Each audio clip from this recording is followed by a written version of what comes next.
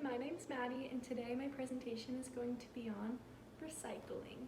More specifically, recycling and pollution as a whole. According to the World Wildlife Fund, every minute, roughly, one dump truck load of plastic goes into the oceans, hurting and damaging our wildlife and contaminating our food supply.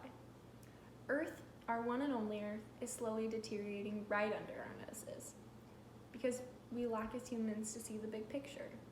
According to the Ocean Conservancy, roughly 8 million tons of plastic enter the ocean each year. A lot of people ask, where does this plastic come from? Today, I'm going to hopefully explain the relationship between our recycling habits and how it affects our oceans. I'm also later on going to give a brief demonstration on some more of the typical recyclable objects as well as things we often mistake for as trash. We all do it, I do it, it'll be okay. Finally, I'm going to talk about why we should care as human beings. I'm going to say that the problem isn't necessarily how much plastic we use, rather the way we dispose of it. Plastic in our oceans is impacting nearly 700 marine life species. Again, according to the Ocean Conservancy, plastic has been found in more than 60% of all seabirds and 100% of all sea turtles. Additionally, microplastics, a little tiny plastic, are being found in our fish. They eat it as food and it's undigestible. Now, we're the ones ingesting the plastic and it ends up in a big full circle moment and being our problem again. How can we make sure this vicious cycle doesn't continue, you may be asking? Well, half the battle is where everything goes. A lot of the time, we make an effort, but we end up choosing the wrong bin. For example, here are some common household everyday items to recycle and not to recycle. First off, we have plastic bottles and containers, cans like soda cans, cardboard, cartons, glass, and bottle containers. So right here, I have a few items. I have an empty milk carton. It's plastic.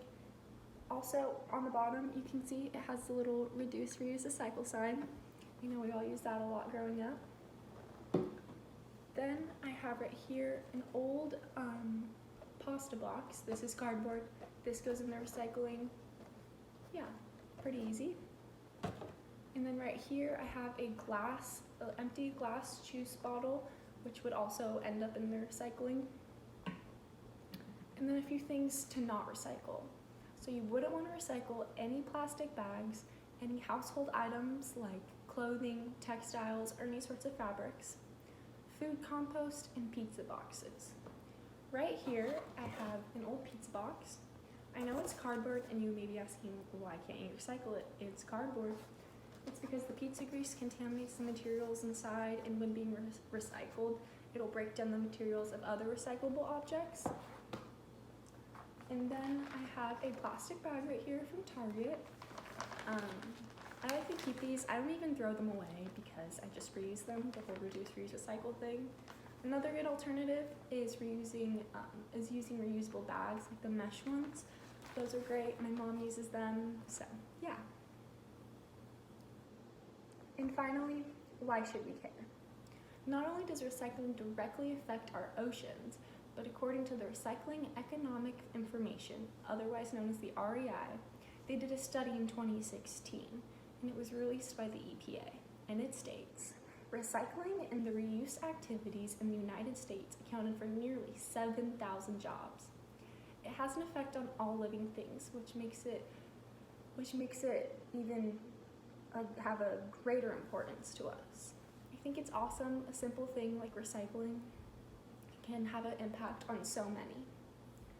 Our one and only Earth is slowly going to vanish if we don't take action soon. The world is heating up and the animals are suffering.